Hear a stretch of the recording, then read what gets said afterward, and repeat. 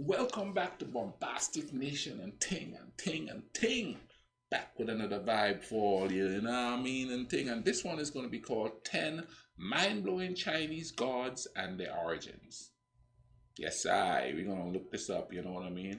I like watching things like this so we could see the differences and all the gods and the mythologies and all the deities and all that stuff. I'm going to be watching a lot of this stuff. I think that stuff is really interesting because it kind of tells us a lot about humanity or humans. What we create to explain the world around us. Let's go ahead and watch this here. Let's YouTube and simmer.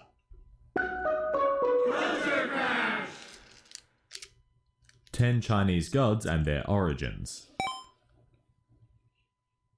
Hey guys, Culture here. Today we're going to look at 10 Chinese gods and their origins. More specifically, we'll look at the powers they held and the roles they played in Chinese mythology. The best thing about Chinese mythology is that it features gods, spirits, and other deities from 3 different belief systems: Confucianism, Taoism, and Buddhism. This multifaceted starting point has created over 200 gods, and that's just counting the main ones. Wow. I had to narrow it down a little so this episode wouldn't be around 200 minutes long. So let's look at 10 Chinese gods and their origins. Number 1. In the beginning, there was nothing. Wait, sorry, different religion. In the beginning, there was a giant cosmic egg, inside of which grew a hairy dwarf. Except he wasn't a dwarf, he was actually a giant. It's confusing, I know. The hirsute dwarf giant's name was Pangu, and he soon came to realize that the swirling forces around him, the powers of yin and yang, would never separate by themselves. Pangu pushed apart the top and bottom halves of the egg, with yin becoming the earth and yang becoming the sky. As he pushed, he grew taller, separating the two forces even further until such a point as they would never again combine. Pangu spent his life crafting the earth into valleys and mountains with the assistance of powerful creatures: qilins, phoenixes, dragons, and tortoises. One of these things is not like the others. When Pangu died, his body broke apart to give the world rivers from his blood, forests from his hair, and animals from the parasites that lived on his body. Some versions of the myth say that humans also spawned from the parasites on his body, as though saying we evolved from monkeys wasn't offensive enough. Finally, Pangu's left and right eyes became the sun and moon respectively, which is faintly reminiscent of the tale of Izanagi in Japanese mythology. Thanks to Pangu, the world was born. Number 2. Following Pangu's death, a number of other deities popped up to shape the earth. These included the god of water Gonggong, the god of fire Zhurong, and the second entry on this list, the goddess Nuwa. Nuwa had the upper half of a human and the lower half of a snake, and she also had a brother called Fu Shi. There are 2 separate myths concerning Nuwa, but both credit her with creating the first humans. In one version, Nuwa and Fu Shi wanted to breed, but feared judgment since they were siblings. To ask for the heavens' permission, they lit 2 separate fires and watched the smoke. If the smoke crossed, they would take it as approval from the heavens, but if the smoke dispersed, they would take it as a denial. All I can imagine is Fu Shi blowing desperately trying to get the 2 pillars of smoke to cross because he wanted that snake lady lovin'. The other version has Nuwa creating humans herself out of mud, carefully crafting each person. However, she soon realized it would take forever to fill up the earth with people in this way, so she dipped a rope into the pool of mud and flung it around, with each glob becoming a separate person. The story goes that those people created by hand became rich, popular, and powerful, while those who were flung from the rope became people like Crash. Nuwa also saved the world from destruction when Gonggong and Zhurong fought. The collateral damage from their tussle caused the destruction of a mountain supporting the heavens, so Nuwa acted quickly, cutting the legs off a giant tortoise and using them as pillars to support the heavens. How sick is that? Number 3. If you are hoping for a Zeus or Odin-like figure in Chinese mythology, the closest you'll get is this guy called Yu Huang. He's no big deal really, he's just the Jade Emperor, or as he is sometimes known, peace-absolving, central august, spirit-exalted, ancient Buddha, most pious and honorable, His Highness the Jade Emperor, Xuanling High Sovereign. This title has many forms, but the point is I was totally lying before, and he's a huge deal. Also known as Shangdi, meaning emperor, this figure was essentially the god of all gods. The human emperors of China gained their authority to rule from him, acting as their conduit to heaven.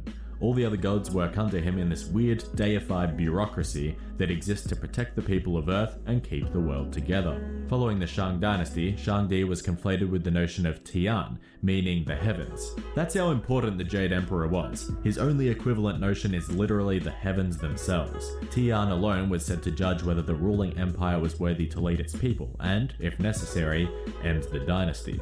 Number 4.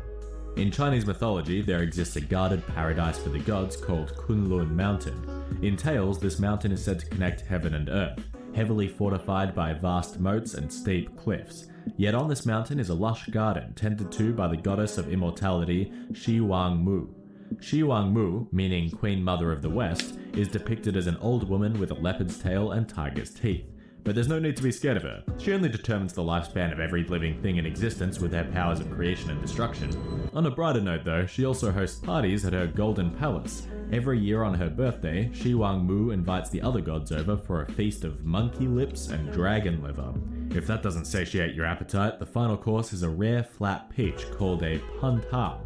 This peach grows on a special tree cultivated by Shi Wang Mu herself that only sprouts once every 3,000 years and gives immortality to whoever eats it. No offense, Nana, but your Sunday roast has nothing on this old lady's life peaches. Number 5.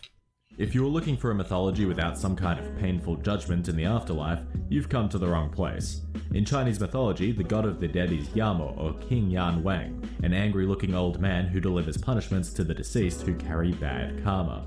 Yama rules Diyu, a kind of underworld court in which Yama weighs the deeds of a person's life. If he looks favorably upon you, you are reincarnated with a good life, but if he thinks you are kind of a douchebag, then you'll be punished severely before being reincarnated in a less than favorable position. There are many accounts for how Diyu was structured. A Buddhist version sees Diyu divided into 10 courts, each ruled by a Yama king, that would each report to Yan Wang. Another account created during the Tang Dynasty holds that there were 18 levels of hell, each designed with a different torturous method depending on the severity of the sinner's crime. The lowest level, Avitsi, was reserved for people who intentionally killed their parents or inflicted harm upon a deity. In Avitsi, the sinner undergoes unspeakable and incessant suffering and is, by some reports, never allowed to be reincarnated. Wow. This Yan Wang guy really doesn't mess around. Number 6. Before we do this next entry, you guys have to promise me that we're all mature people here, okay? We're not gonna laugh at the name of this next god.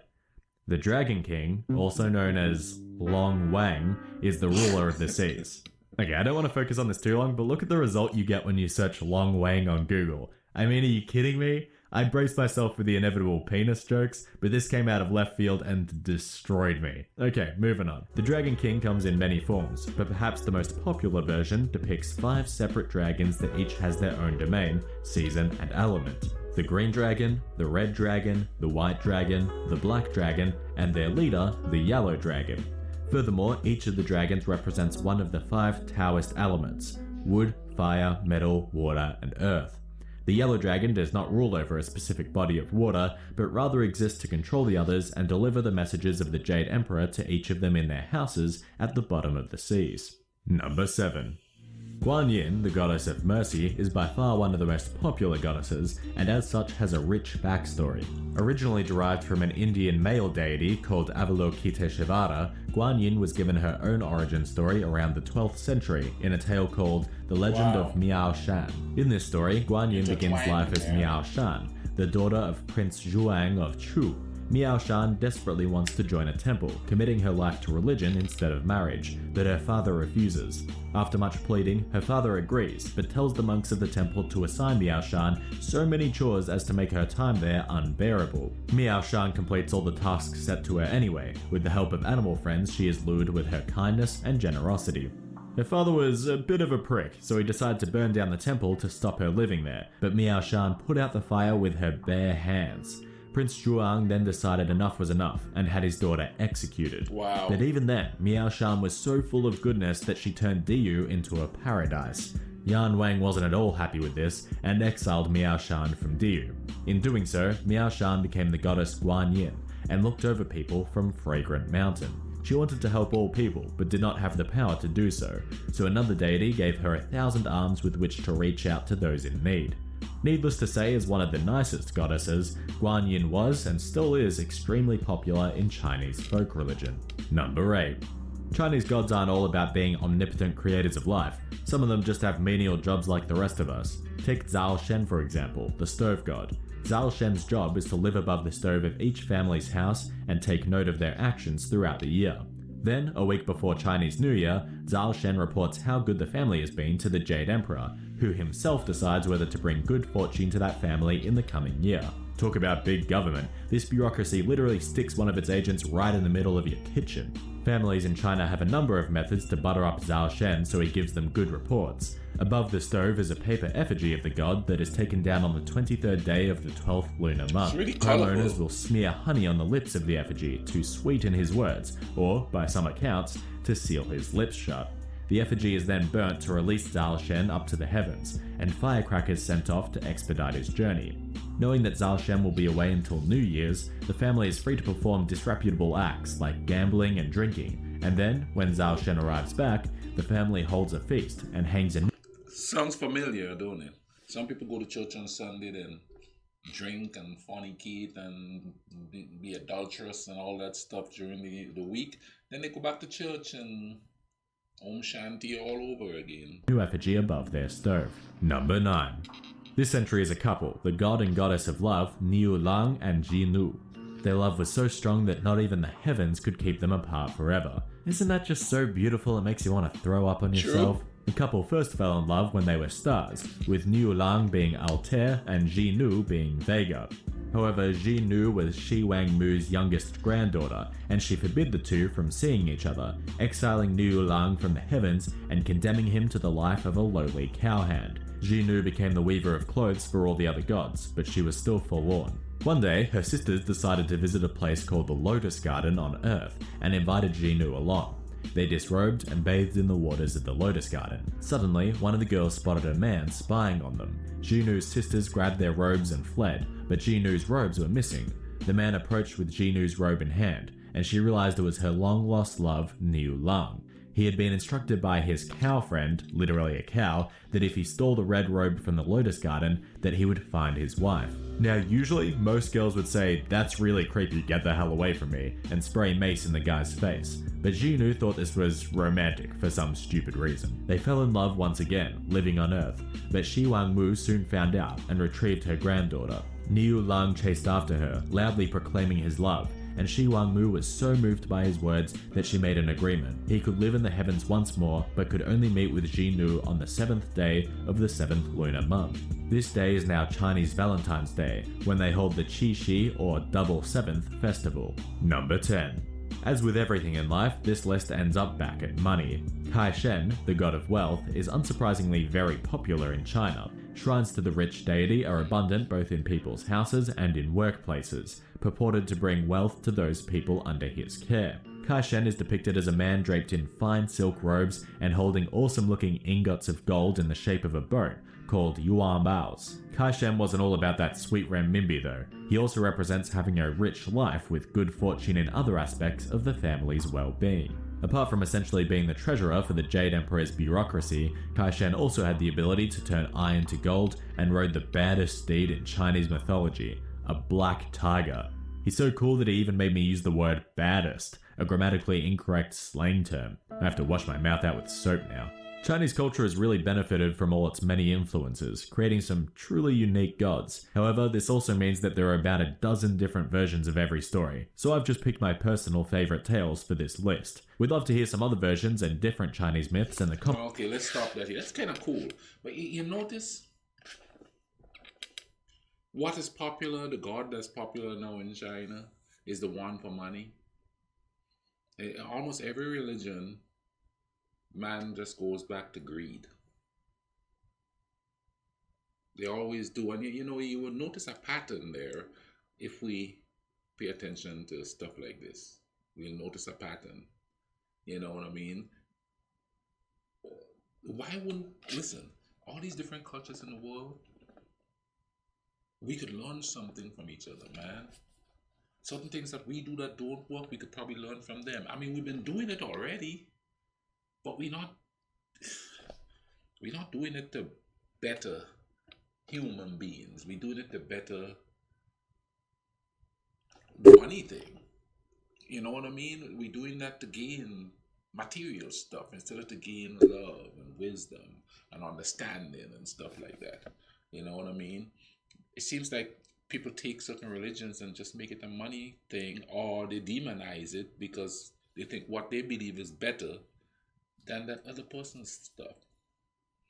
But it's so cool to learn about other cultures, you know what I mean? It just makes you know cool stuff, you know? And it humanizes people, not dehumanize them, but humanizes people. If we get past the political attempts to dehumanize people and get down to the people and understand the culture and realize that a lot of the culture is made for peace and love, then we probably would be getting along better, because we seem to emphasize the conquering and the warrior, and we seem to emphasize that and romanticize it, but we don't romanticize the loving part of it, you know, the peaceful part of it. We need to romanticize that. Maybe the world might be a better place if we would stop trying to demonize everybody else's stuff to make ours look better, so we have some control over them. You know what I'm saying? You know, I'm just saying. Anyway, go ahead and subscribe. Hit the notification button so that you know when I'm putting out videos. Drop a like, all you. Drop a like on the video and stuff. Comment. Tell me what you think I should react to next or something like that. Just give me some ideas and thing, you know. I mean, I got lots of ideas myself. But since you're all watching it and you all want to see my reaction to some of that stuff, because I make some stupid faces and thing, go ahead and suggest some stuff, you know. You know, shock me or something. You know, don't gross me out, but shock me. Anyway, go ahead and love each other, man. You know, show some compassion, treat people with respect. We need each other in these times, all right? Make it cool running.